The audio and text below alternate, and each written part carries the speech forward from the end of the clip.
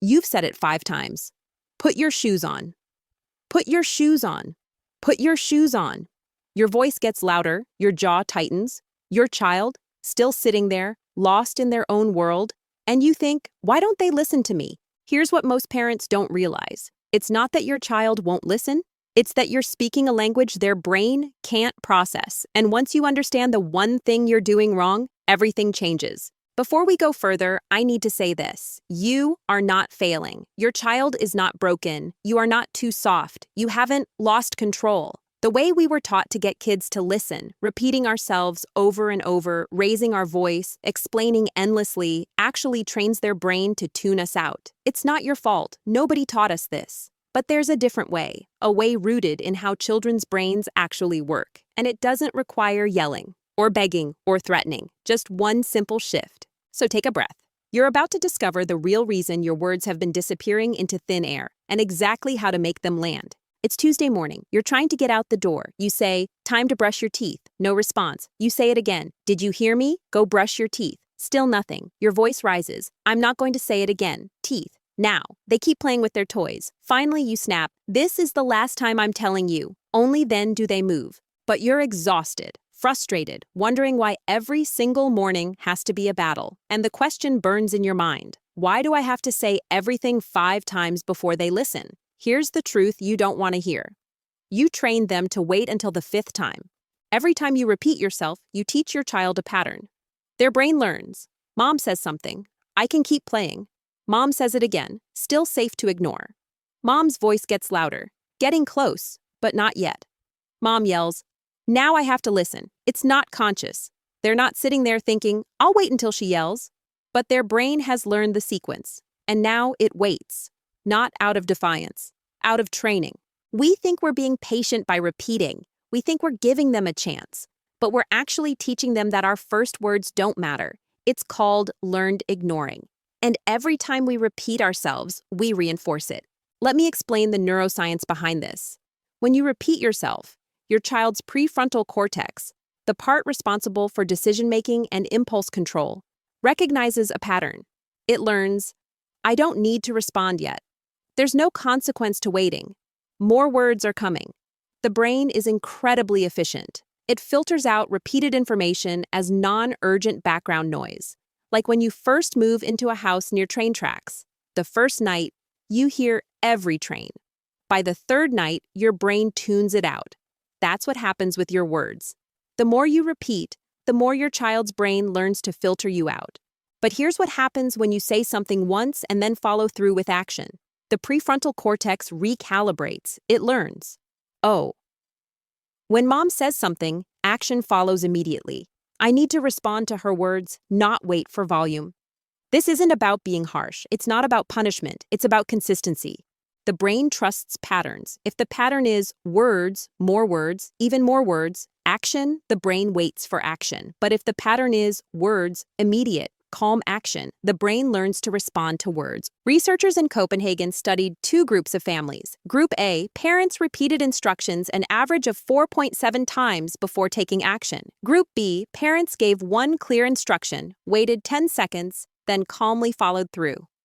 After 6 weeks. Group A, children. Response time to first instruction remained slow. Average response came after the 3rd or 4th repetition. Group B, children. 89% responded to the first instruction within 15 seconds. The difference? Not the children. The consistency of the parents. Group B children learned, when my parent speaks, they mean it now, not later. Their brains adapted, not because they feared consequences, but because the pattern was reliable. Let me tell you about Maya. Maya is a mother of 2 in Tel Aviv. For years, every morning was chaos. She'd call from the kitchen, kids, time for breakfast, nothing. Breakfast is ready. Silence. Come on, you're going to be late. Finally, she'd storm into their rooms, frustrated and yelling. Then she learned about Mashat. The next morning, she tried something different. She walked into her son's room, knelt down beside his bed, made eye contact, said calmly, it's time for breakfast. I need you at the table in 5 minutes. Then she left. She didn't remind him, didn't check on him, didn't call his name again. She went to the kitchen and started eating her own breakfast. 4 minutes later, her son appeared. She was stunned. The next morning, she did the same thing with both kids. Said it once, then sat down to eat. Both kids came to the table. No yelling, no repeating, no battle. She told me later, "For years I thought they weren't listening, but they were just waiting for me to mean it." Here's the new pattern you're going to create. It has 4 simple steps. Step 1, get their attention. Don't shout from across the room. Walk over to where your child is. Get down to their eye level. Put a gentle hand on their shoulder. Say their name once. Emma. Wait for their eyes to meet yours. This takes 3 to 5 seconds. Don't rush it. Step 2, give a clear, short directive. Once you have eye contact, use as few words as possible. Not, "Can you please start getting ready for bed? It's getting late and you have school tomorrow and I need you to brush your teeth and put on your pajamas." Say, "It's time for bed. Brush teeth. Pajamas on." Clear, calm, direct. Step 3, wait 10 seconds. This is critical. After you give the instruction, step back. Count to 10 slowly in your head. Give their brain time to process. Time to transition from what they were doing. Time to shift into action mode. Most children will start moving within these 10 seconds. If you've been repeating for years, they might test you. They might wait to see if more words are coming. Don't give them, just count.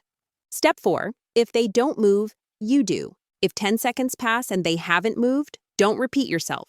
Instead, take action. Calmly walk over. Gently guide them by the shoulder toward the bathroom, or start the task yourself. If you said, "Put your plate in the sink," and they didn't, walk over, pick up the plate, put it in the sink yourself. Say nothing, no lecture, no "I told you," no frustration in your voice, just quiet, consistent follow-through. I'm not going to lie to you. The first few days will feel uncomfortable. You'll say something once and part of you will want to repeat it. You'll count to 10 and it will feel like forever. You'll want to fill the silence with more words. Don't. Your child is watching, testing, learning. Does mom mean it this time? And when you calmly follow through without repeating, their brain gets the message. Oh, she meant it. Some parents worry. What if I need them to listen right away? What if it's dangerous? Here's the truth. In a real emergency, your entire demeanor changes. Your voice, your face, your body language. Your child will feel it instantly. When you shout, "Stop," because they're about to run into the street, they'll freeze. Because that's not the same as your everyday repeated requests. The urgency is unmistakable. But for routine instructions, getting dressed, cleaning up, coming to dinner, repeating dilutes your authority. It teaches them your words don't matter. Saying it once and following through, that teaches them your words always matter. Let me paint you a picture of what this looks like. It's 7:15 a.m. You walk into your child's room. You sit on the edge of their bed. Put your hand gently on their shoulder. "Good morning, it's time to get up. Clothes on, breakfast in 10 minutes. Then you leave. You don't hover, you don't check, you don't call their name again. You go to the kitchen and make breakfast. 8 minutes later, your child walks into the kitchen, dressed, ready. You smile. Good job being on time. No battle, no yelling, no repeating, just a calm instruction and a child who learned. When mom says something, she means it. 6 months from now, you'll be at a friend's house. Your friend will call across the room to her child. "Time to go. Come on. I said it's time to go. Let's go. I'm leaving without you." Her child won't move. You'll quietly walk over to your child, kneel down, make eye contact. "It's time to leave. Shoes on." Your child will get up and put their shoes on. Your friend will stare at you. "How did you do that?" And you'll smile, because you know the secret. It's not magic. It's not luck. It's not that you have an easy child. You just stopped training them to ignore you. Let's bring this full circle. Your child's brain is not designed to ignore you, but it is designed to recognize patterns. For years, you've been teaching a pattern. First words equals ignorable. Repeated words equals still ignorable. Loud words equals time to act. That's the pattern their prefrontal cortex learned. But when you change the pattern to words equals immediate action, their brain recalibrates within days. This isn't about control. It's not about being strict or harsh. It's about being consistent. The brain needs consistency to function optimally. When your words reliably predict what happens next, your child's prefrontal cortex learns to trust those words. And trust creates cooperation, not compliance through fear, but cooperation through respect. So here's what I need you to hear. Your child is not broken. You are not a bad parent. You just learned a pattern that doesn't work, and now you're going to create a new one.